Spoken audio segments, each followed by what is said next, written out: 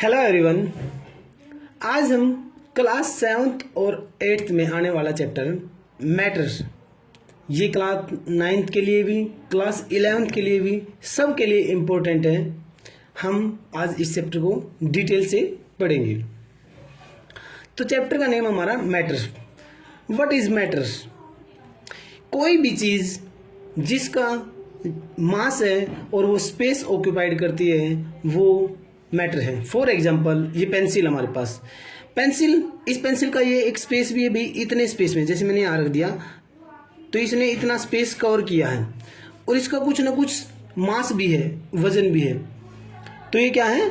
Matter है कि anything that has mass and occupied space, कोई भी चीज जो इसका मास है और स्पेस ऑक्यूपाई करती है वो क्या है? मास है। जैसे अपने आसपास क्या है, आपकी pen, pencil, book, bag, table, marker, सभी क्या है? मैटर है। तो एक चीज यहां पे देखना, इसकी डेफिनेशन में लिखा है कि हैज मास, कि भी मास है, उसका कुछ ना कुछ वजन है, इसने वेट नहीं लिखा। तो मास और वेट में फर्क होता है। मास होता है, जैसे ये पेंसिल है, इसका मास क्या है कि भी जितने अमाउंट ऑफ मटेरियल से बनी है, जितना इसका कंटेंट है, कि भी 1 ग्राम है, 2 ग्राम है, जितना इसके अंदर अमाउंट है सब्सटेंस की, ये मान लिया लकड़ी से बनी है, वो 1 ग्राम से या 2 ग्राम से बनी है। इसमें ग्रेविटी ऐड नहीं है। जब तक उसमें ग्रेविटी ऐड नहीं है तो वो उसका मास है। वेट क्या होगा? वेट जब होगा जब इसके उस मटेरियल में अगर ग्रेविटी भी ऐड हो जाए। ग्रेविटी की वैल्यू कितनी होती है? 9.8। अगर वो भी उसमें ऐड हो जाए तो वो बन जाएगा वेट। वेट क्यों नहीं लिखा? क्योंकि weight planet to planet vary करता है। जैसे यहाँ पे और मून पे, यहाँ पे जिस चीज का, किसी भी चीज का वेट है वो मून पे 1/6 हो जाएगा। जैसे यहाँ पे 60 kg है तो मून पे हो जाएगा 10 kg। तो वेट चेंज होता है। मास, इस पेंसिल का जितना मास रहेगा वो मून पे भी उतना ही रहेगा। इसलिए कि भी anything that has mass and occupied space. तो भी everything around us is made up of matter. हमारे चारों ओर जितनी भी चीजें हैं वो सभी की सभी क्या हैं? मैटर हैं। अब कंपोजिशन ऑफ मैटर्स। मैटर किन किन चीजों से मिलकर बना है? भाई हर मैटर एक एटम से मिलकर बना है। फॉर एग्जाम्पल है, मान लिया आपने चौक देखा होगा, ब्लैक बोर्ड से हम चौक पे लिखते थे। जब चौक से लिखते थे तो उसके छोटे छोटे छोटे छोटे पार्टिकल नीचे, उसके ब्लैक बोर्ड के नीचे इकट्ठे हो जाते थे। अब वो छोटे छोटे पार्टिकल हैं, उन सभी पार्टिकल को मैं इकट्ठा कर दूं, इकट्ठा करके दोबारा से मैं चौक बना दूंगा।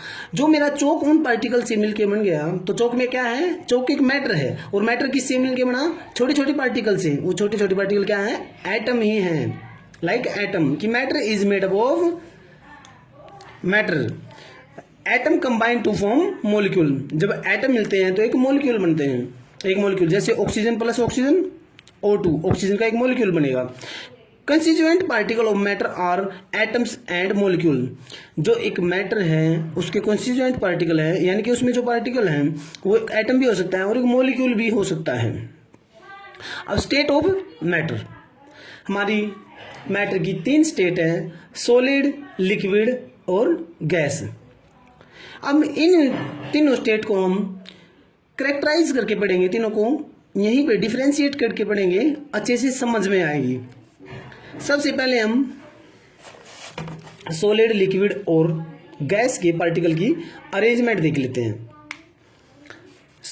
सॉलिड के पार्टिकल, मान लीजिए सॉलिड है, लिक्विड है और थर्ड है गैस।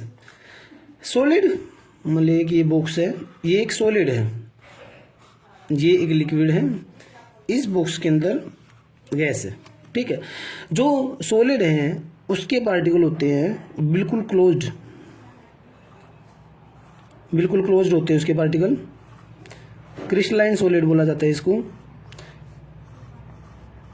क्लोज्ड पैक्ड होते हैं। सॉलिड के पार्टिकल क्लोज्ड पैक्ड होते हैं। लिक्विड के पार्टिकल, इनमें थोड़ा सा गैप होता है, ये लूजली पैक्ड होते हैं। और जो गैस के पार्टिकल हमारे वो क्या होते हैं?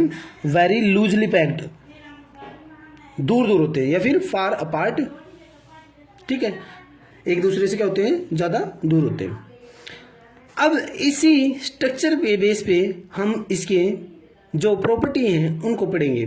सबसे पहली प्रॉपर्टी हम लेते हैं, सबसे पहली प्रॉपर्टी हम लेते हैं स्पेस की, कि जो ये पार्टिकल है इनके बीच में स्पेस क्या है, इंटरमोलिकुलर स्पेस बोलते हैं उसको।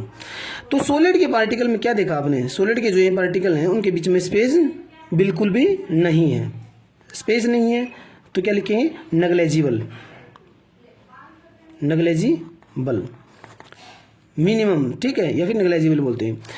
लिक्विड में क्या है, थोड़ा बहुत स्पेस है, तो इसको लिखेंगे स्पेस, इसको लिख देंगे हम नेग्लेजिबल। एक बार लिक्विड से पहले हम गैस को देखते हैं। गैस में क्या है, स्पेस मैक्सिमम है, मैक्सिमम स्पेस है। अब इसमें सॉलिड में क्या है, बिल्कुल ही कम स्पेस है, ना के बराबर है, और इसमें क्या है, मैक्सिमम है। अब लिक्विड की बात करूं तो मैं, सॉलिड से थोड़ा सा ज़्यादा स्पेस है लेकिन गैस से कम है। अगर ऐसे में कोई चीज़ किसी से थोड़ी ज़्यादा और किसी से कम है तो उसको बोल देते हैं मॉडरेट। क्या बोलते हैं, मॉडरेट। कि भी जो लिक्विड के पार्टिकल का जो स्पेस है वो गैस से थोड़ा सा ज़्यादा है, सॉलिड से ज़्यादा है और गैस से कम है स्पेस। नंबर 2। अच्छा, पहले इनकी हम एक बार शेप की बात कर लेते हैं। जो सॉलिड है उसकी शेप है, जैसे एक सॉलिड है, ए पेंसिल है, पेंसिल की शेप क्या है, फिक्स है, चाहे मैं उसको यहाँ रखूँ चाहे बैग में रखूँ, ये शेप फिक्स रहेगी। लिक्विड है, लिक्विड की शेप कैसी होती है, मान लिया एक हमारे पास क्या है, 1 लीटर पानी है, हमारे पास 1 लीटर पानी है, मैं उस पानी को एक बोतल में डालता हूँ तो उसने बोतल की शेप ले ली। उसी पानी को मैं एक जार के अंदर डालता हूँ तो उसने उस जार की शेप ले ली। उसी पानी को मैं अगर डस्टबिन में डालूँ तो डस्टबिन की शेप ले लेगा, उसी को मैं अगर बाल्टी में डालूँ तो बाल्टी की शेप ले लेगा। तो लिक्विड की शेप फिक्स नहीं है, नॉट फिक्स। गैस, अब गैस का भी आपको पता है, एक इतने बड़े रूम में भी मान लिया 100 ग्राम गैस इतने बड़े रूम में भी फैल जाती है, और उसी 100 ग्राम गैस को मैं सिलेंडर में भी भर सकता हूँ, उसी को आपको पता परफ्यूम के कंटेनर में भी आ सकती है, तो इसकी भी शेप फिक्स नहीं है। अब 3rd नंबर पे हमारा शेप की बात कर ली हमने, अब करेंगे वॉल्यूम की बात। वॉल्यूम क्या होता है, वॉल्यूम की भी वो स्पेस कितना कवर कर रही है, जो स्पेस कवर कर रही है उसी को वॉल्यूम बोलते हैं। अब सॉलिड है, मान लिया ये स्पेस कवर किया उसने, जैसे सॉलिड ने इतना स्पेस कवर किया, जितना ये पेंसिल इतना स्पेस कवर कर रही है भाई, यहाँ पे ये मान लेते हैं, यहाँ पे इतना स्पेस कवर है, इसको यहाँ पे रखा मैंने, इतना स्पेस कवर कर रही है। बैग में रखूंगा तो भी इतना ही स्पेस कवर करेगी ये, अगर मैं इसको ज्योमेट्री में रख दूंगा तो भी इतना ही स्पेस कवर करेगी, तो इसका मतलब इसकी वॉल्यूम क्या है, फिक्स है।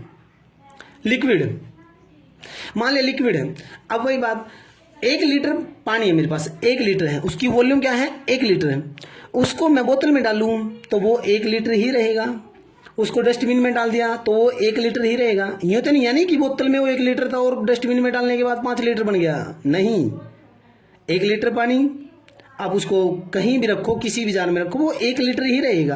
तो वॉल्यूम क्या है, लिक्विड की वॉल्यूम फिक्स है। लेकिन जो गैस है, गैस की वॉल्यूम भी फिक्स नहीं है। जैसे मान लिया एक बड़ा सा रूम है, ये रूम है, मान लिया जिस रूम में आप बैठे हैं, इस रूम में हर जगह गैस है, क्या बताओ वो गैस 100 ग्राम है, 200 ग्राम है, तो मान लिया वो जितनी भी गैस है उस 100 ग्राम गैस को मैं एक किस में, सिलेंडर में भर सकता हूँ। सिलेंडर कितने क्यों, अब ये रूम का पता नहीं कितनी वॉल्यूम है, रूम की हो सकता है अभी 100 मीटर क्यूब कितनी, एक मान लिया सिलेंडर में भर दूं मैं उसको, सिलेंडर की वॉल्यूम कुछ अलग होगी क्योंकि सिलेंडर के अंदर 14 लीटर गैस आती है, ठीक है, नॉर्मल जो हमारे हाउस घर पे होते हैं सिलेंडर उनमें, तो उसके अंदर अगर मैं 100 ग्राम ही गैस को डालूंगा तो बेटा वो 100 ग्राम गैस पूरे के पूरे सिलेंडर में फैल जाएगी, क्योंकि वो उसके पार्टिकल तो फ्री मूव करते हैं। और उसी को मैं छोटे से परफ्यूम में 100 ग्राम गैस को डालूंगा तो परफ्यूम के अंदर भी फैल जाएगी। लेकिन परफ्यूम की वॉल्यूम कुछ और है, सिलेंडर की कुछ और है, सिलेंडर उससे बड़ा है, रूम उससे भी बड़ा है। हर जगह वो पूरा स्पेस कवर कर रही है, पूरा स्पेस कवर कर रही है हर बार।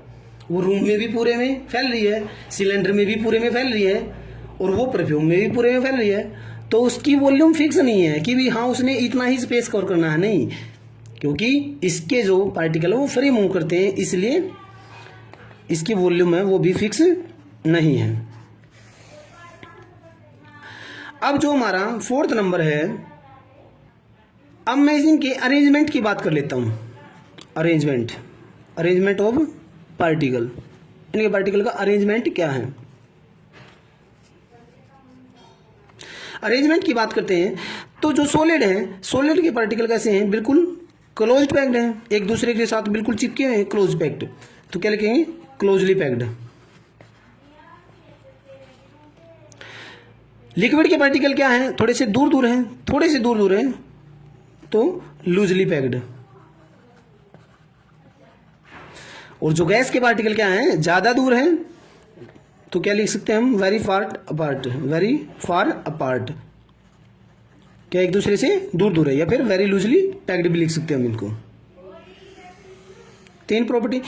अच्छा, स्पेस वाली प्रॉपर्टी हमने पढ़ ली हुई। सॉलिड के पार्टिकल में स्पेस नेग्लेजिबल होता है, ना के बराबर होता है, लिक्विड में थोड़ा सा होता है, गैस में बहुत ज़्यादा होता है। अब मैं 5 नंबर पढ़ रहा हूं, मैं स्पेस की बात कर ली है, मैं पढ़ता हूं फोर्स ऑफ अट्रैक्शन। क्योंकि मॉलिक्यूल हैं जो ये पार्टिकल हैं, इनके बीच में फोर्स ऑफ अट्रैक्शन कितना है।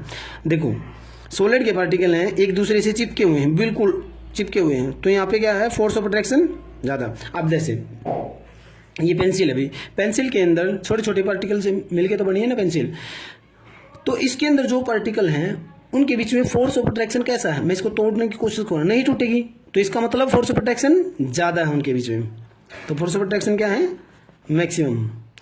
अब गैस के पार्टिकल की बात करते हैं, पहले हम गैस के पार्टिकल की बात करते हैं। गैस के पार्टिकल हैं, आपको पता है गैस के पार्टिकल तो फ्री मूव करते हैं, दूर दूर होते हैं, वो दूर दूर हैं, बहुत ज़्यादा दूर दूर है, तो उनके बीच में फोर्स ऑफ अट्रैक्शन भी कम है। फोर्स ऑफ अट्रैक्शन क्या है, मिनिमम है। अब जो लिक्विड है, लिक्विड के पार्टिकल के बीच में अगर देखा जाए फोर्स ऑफ अट्रैक्शन कैसा है, फोर्स ऑफ अट्रैक्शन कम है, तभी तो फ्लो कर पाता है, तभी तो बह पाता है। लेकिन यहाँ पे क्या देखना होगा, हमें कंपैरिजन करना होगा कि लिक्विड के पार्टिकल हैं उनके बीच में जो फोर्स ऑफ अट्रैक्शन है वो सॉलिड से थोड़ा सा कम है, लेकिन गैस से थोड़ा सा ज़्यादा है। तो इसको क्या लिखेंगे, मॉडरेट, मॉडरेट लिखेंगे इसको। नंबर 6 है हमारा कंप्रेसिबिलिटी।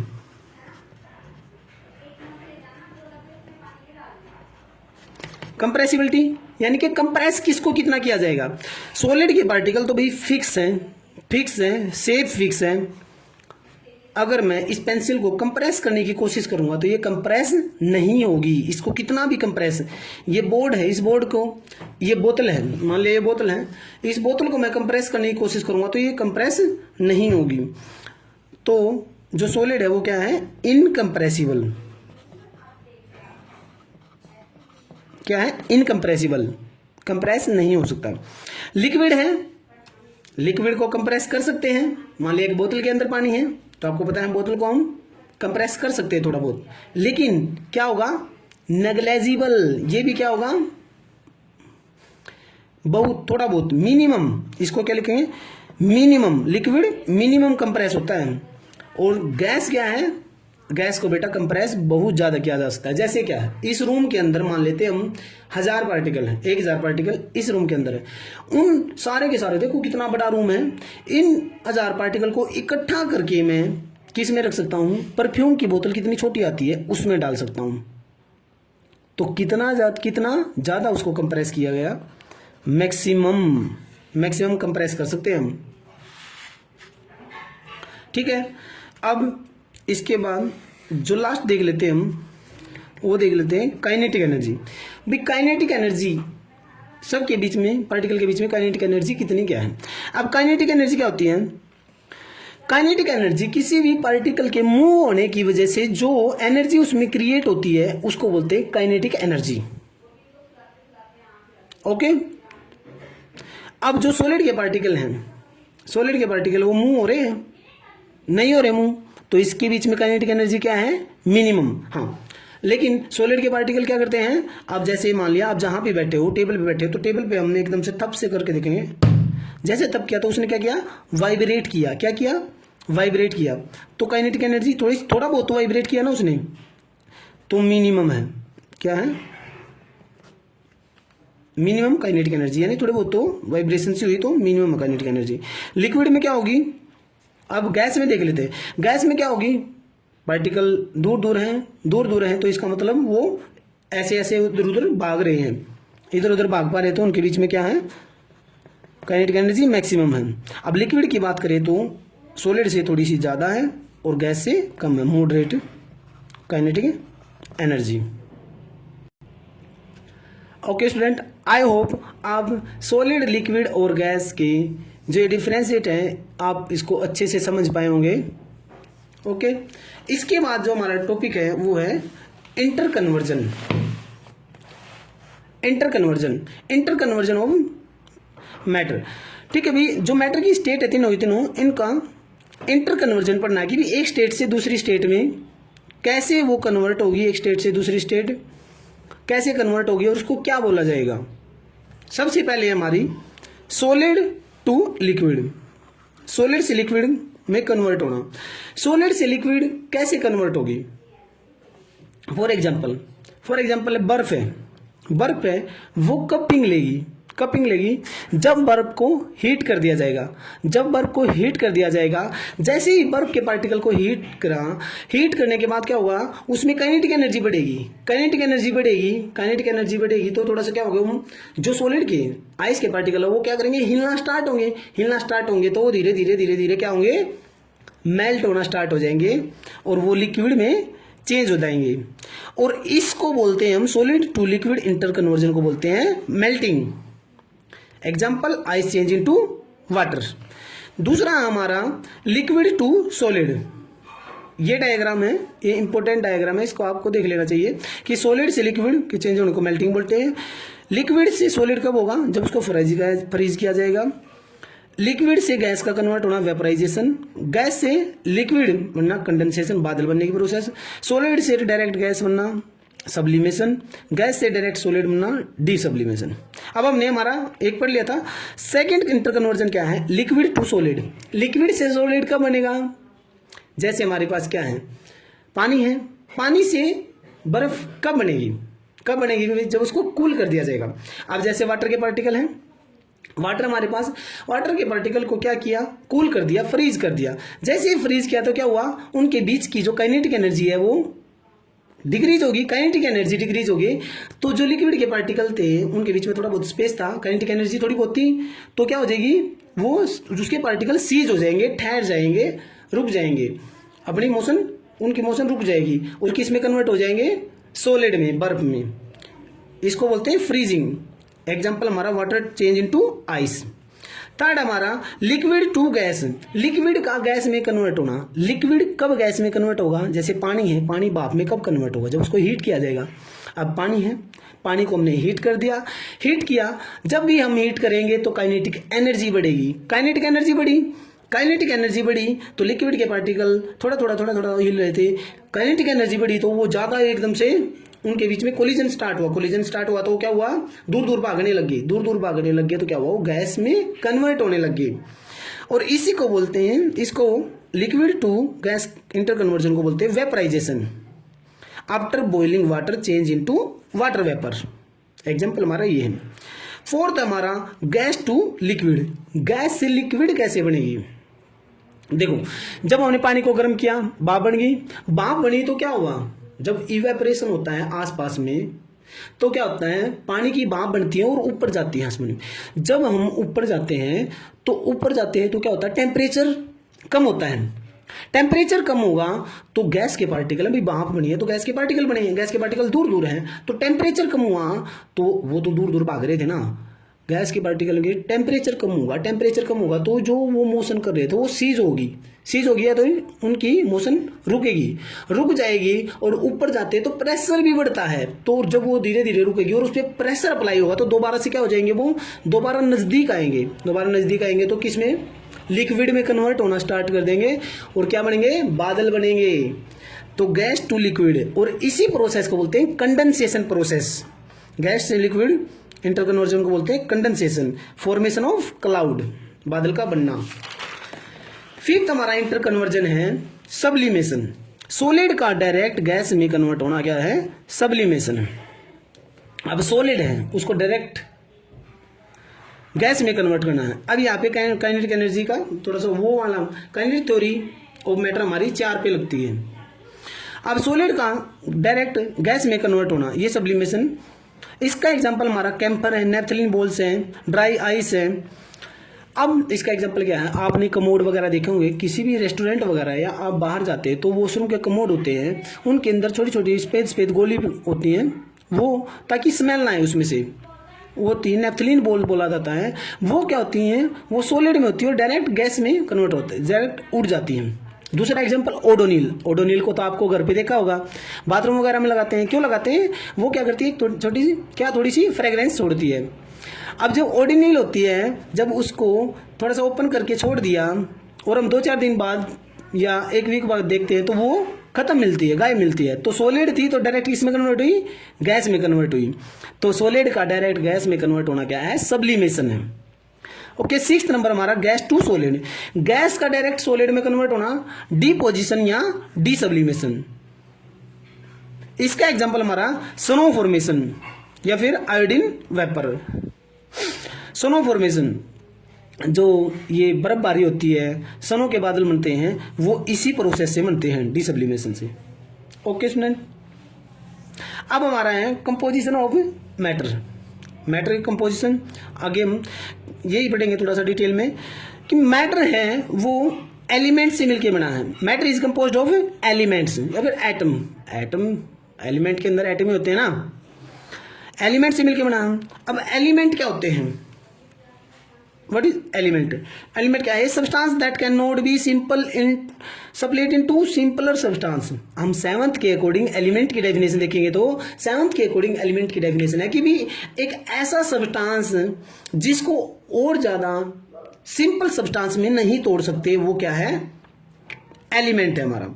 फॉर एग्जाम्पल जैसे हाइड्रोजन, नाइट्रोजन, सल्फर, ये पहले ही इतने छोटे हैं, पहले इतने सिंपल हैं, कह रहे कि इनको और ज्यादा नहीं तोड़ा जा सकता, इन्हें केमिकल रिएक्शन, तो वो हमारे क्या है, एलिमेंट है। ठीक है। कंपाउंड, कंपाउंड क्या होंगे भी, कंपाउंड तो दो, कंपाउंड कब बनेगा, जब 2 एलिमेंट मिलेंगे। अब 2 एलिमेंट मिलेंगे तो 2 एलिमेंट को तोड़ भी सकते हैं, तो कंपाउंड को हम सिंपल सब्सटेंस में तोड़ सकते हैं व्हेन 2 और मोर element combine in a fix ratio. ठीक है, ये हमारी वो डेफिनेशन थी। लेकिन 7th के अकॉर्डिंग देखा जाए तो क्या होगा, a substance that can be split into simpler substance, जिसको सिंपल सब्सटेंस में तोड़ सकते हैं। जैसे कार्बन डाइऑक्साइड, इसको कार्बन ऑक्सीजन में तोड़ सकते हैं। वाटर, हाइड्रोजन वाटर में तोड़ सकते हैं, हाइड्रोजन और ऑक्सीजन में तोड़ सकते हैं। कैल्शियम कार्बोनेट, कैल्शियम में कार्बन और ऑक्सीजन में तोड़ सकते हैं। तो जिसको सिंपल सब्सटेंस में नहीं तोड़ सकते वो एलिमेंट है, जिसको सिंपल सब्सटेंस में तोड़ सकते हैं वो क्या है, कंपाउंड है।